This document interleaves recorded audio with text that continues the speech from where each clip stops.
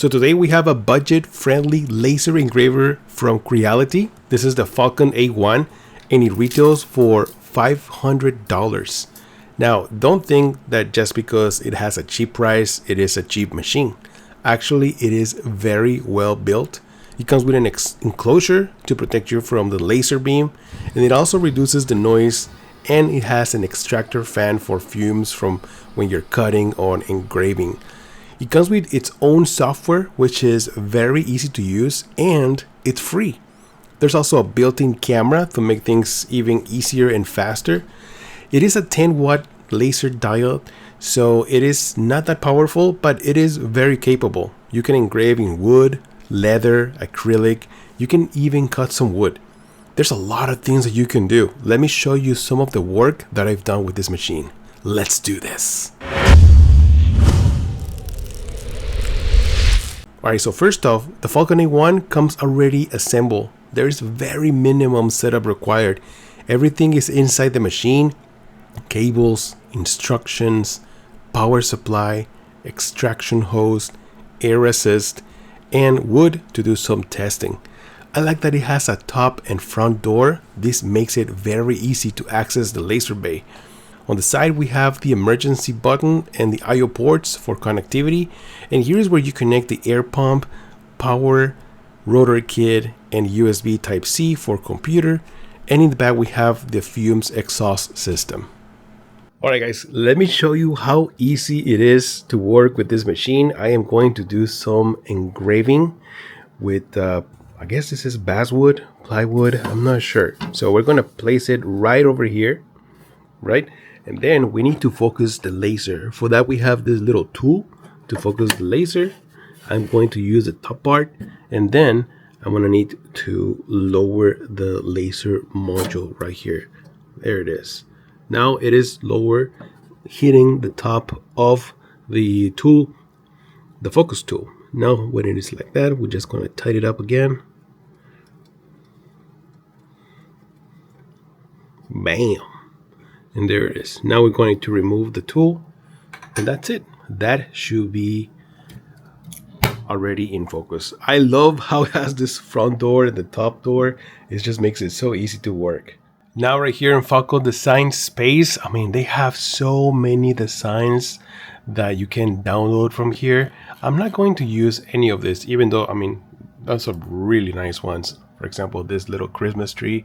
And once you download the file, you can just start working on it. It's really, really cool. But we're going to start a new project. And then this is it. I mean, if you're familiar with Lightburn, this is going to be very, very easy for you to use. Over here we have the layers, we have the camera. We also have the camera. I'm going to show you a little bit about the camera, but it is very, very easy. As a matter of fact, over here on this side, they have already images that you can work with, and they're free. So for example, let's find this. Let's get this little kitty cat. And I want to fill this. I want it to look just like that. So this is just little trace area. So we're going to go into layers and then line engraving. We're going to do field engraving. Once you hit that, look at it. The little kitty cat is already filled up. So I'm going to select the whole cat. We're going to make it a little bit smaller. Okay, so now I have my cat right here in the corner. If I want to know where this is going to be in the plywood, I'm going to frame. The laser is going to show me where exactly this is going to cut. And look at that. It's perfectly aligned. Now, one cool thing about this software is that you can choose the material that you want. And then depending on the material, the speed and the power, I mean, the settings that you're going to need are going to be automatically filled. So for example, right now I'm using basswood board, 150 millimeter size, but there's so many options. There's basswood, walnut, red board. I mean, there's so many options. There's also bamboo, paper, acrylic, metal, leather, and depending on the material that you use and the thickness, for example, and the size, then everything, all the settings, speed and power is going to be automatically filled. That makes it so easy for this machine for you to start just using it without trying to guess what type of power and the speed you need. That is basically what makes it so much easier. So now my kitty cat is already done here, and let's just already start working this project. And look at this. It's going to start cutting or engraving in this case. And look how quiet this is. The air assist is not even working. The air assist only turns on when it's needed, and it's mostly when it's cutting. Right now I'm just going to do engraving, and that's it. Another cool thing is that this orange or amber looking door is going to protect you from the laser beam, so you don't need to be wearing protective glasses anymore. And you can see it from here or from right here on top. And it is finished. I think it looks beautiful, but I want to do something else. I want to do some cutting. I don't want to just leave it there. So in order for me to do this, I'm going to select this figure, and then right here where it says offset effect, I'm going to click on that, and we're going to play around with the offset. That's going to do like a little trace around the figure. Okay, let's leave it like that. Let's see if that, I have an idea. Oh, so we do need to change that offset. So let's change that offset to red. And then we're going to do line cutting. There it is. So now we change this to line cutting.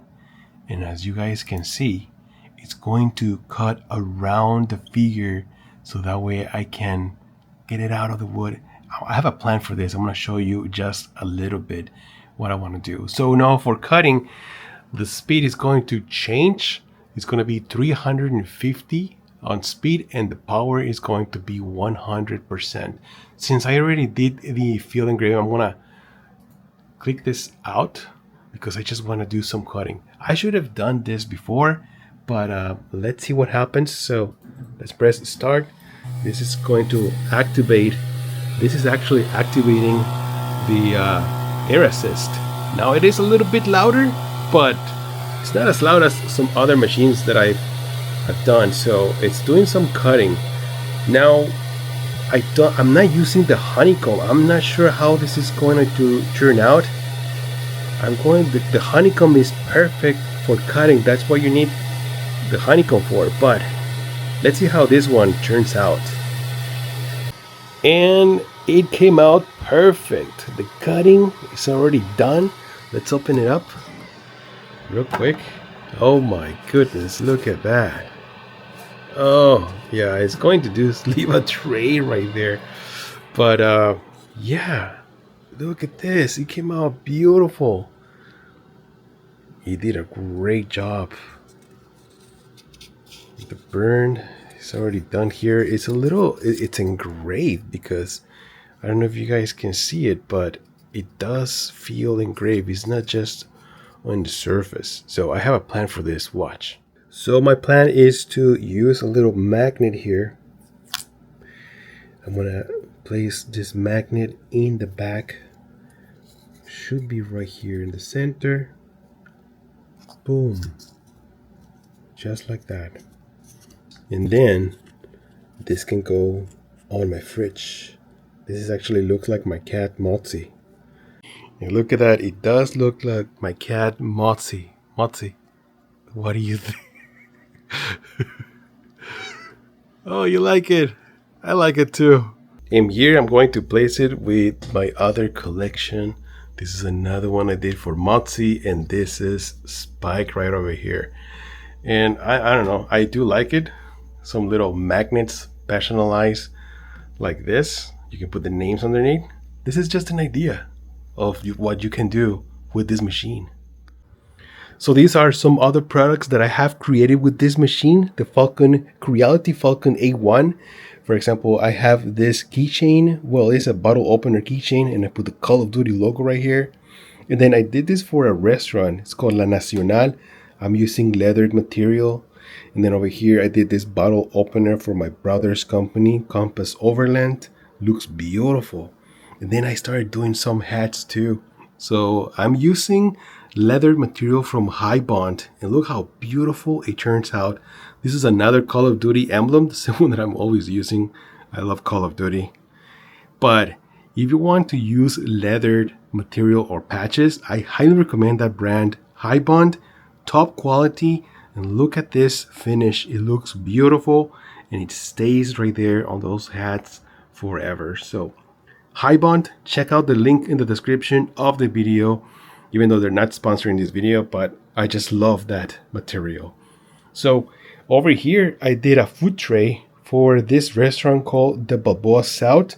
So my plan is to work with small businesses like restaurants.